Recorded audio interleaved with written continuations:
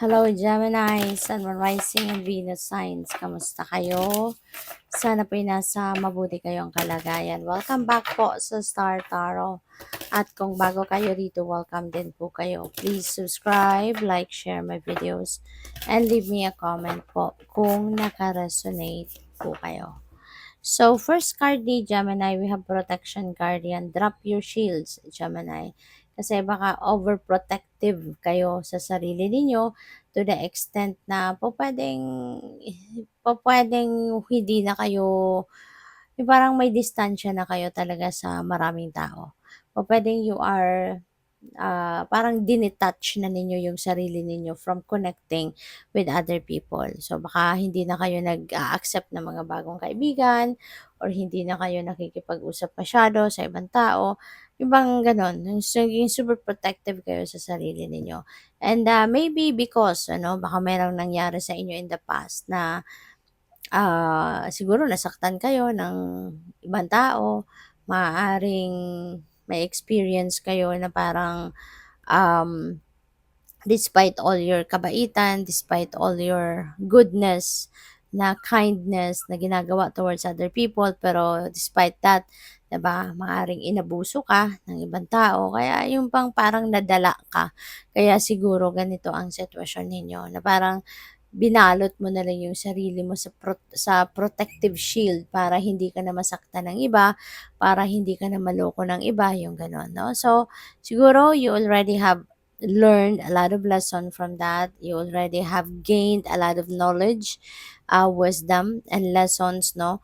Na siguro magagamit mo na sa ngayon kung paano mo babaguhin, no? Yung ano mo, yung pagpapatakbo ng buhay mo.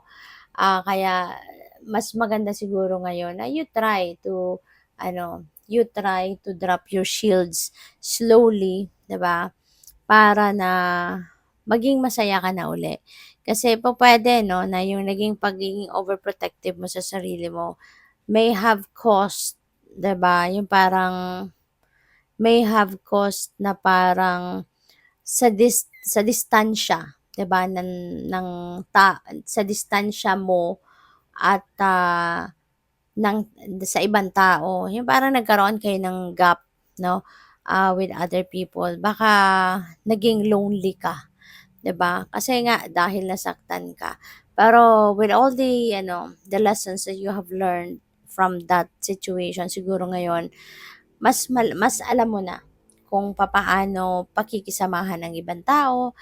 Siguro ngayon mas alam mo na kung ano yung magiging diskarte mo, 'di ba? Towards kung ano yung diskarte mo towards other people, kung papaano mo papakisamahan, mas siguro ngayon mas alert ka na at mas matalino ka na sa pagpipili ng mga magiging kaibigan or mga taong makakasalamuha mo, yung gano'n, 'no? So, what else? We have star ancestor. Follow the voice of your soul. Ayan, kasi your soul only wants the best for you then.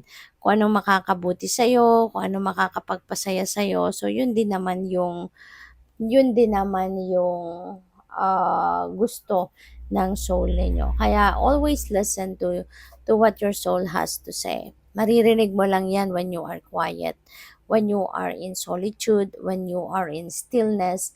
Diyan mo din maririnig ang boses ng soul mo. So, pakinggan mo kung ano yung sinasabi niya because your soul only wants the best for you. So, we have air guardian, shift your perception. Pwedeng related ito dito kay protection guardian na kailangan mo na mag-shift ng baguhin, kumbaga, ang inyong perception, pagtingin sa mga bagay-bagay, pagtingin sa ibang sitwasyon, 'di ba?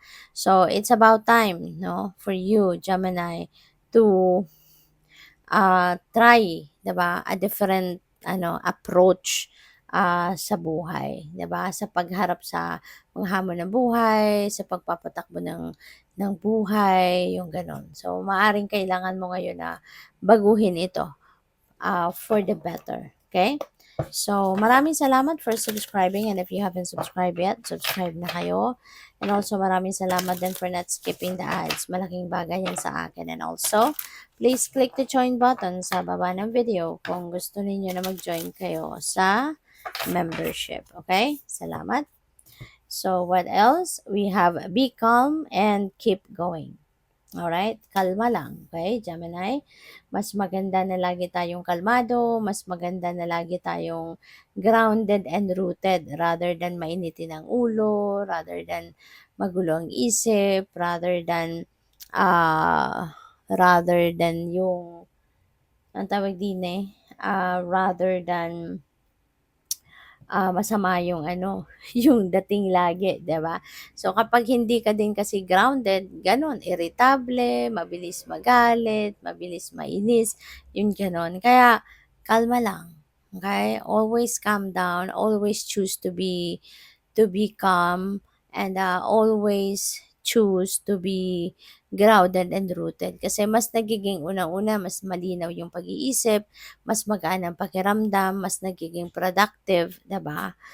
At nakakapag-focus ka sa kung ano talaga yung gusto mong ma-achieve. So we have shared the gift. Ayan. So this could be one of your purpose in life. This could be one of your purpose. This could be one of your mission sa buhay ngayon is to share the gift.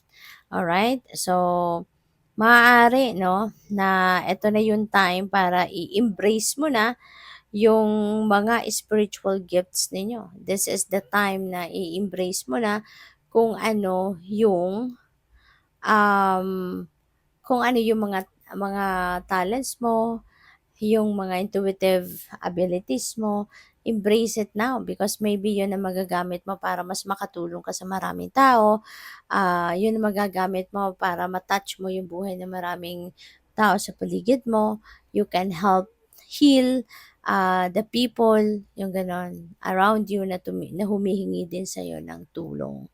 So, you came to serve.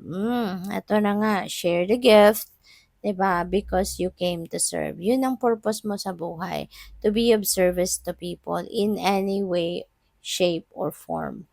Okay? So, kayo lang tanging makakaalam niyan kung ano yung nagagawa ninyo para sa ibang tao. 'Di ba? At yun, nandito ka para tumulong, to be of service. Depende, no, sa inyong sitwasyon. Pwedeng public service, 'di ba? Pwedeng you were born to be a politician, 'di ba? Magsilbi sa komunidad, magsilbi sa mga tao gamit ang kapangyarihan sa gobyerno, pwedeng gano'n. Or yung service na 'to is expressing, 'di ba, your love to the people, no? May puder ka man o wala, marami kang magagawa to serve other people. Pwedeng siguro meron kang mga pwedeng healer ka, 'di ba? Spiritual guide, spiritual counselor, mentor, pwedeng teacher, 'di ba? Those are just some of pwede mong gawin na kung saan makakatulong ka sa iba, 'di ba? So, good luck. Thank you for watching. Love and light. Namaste.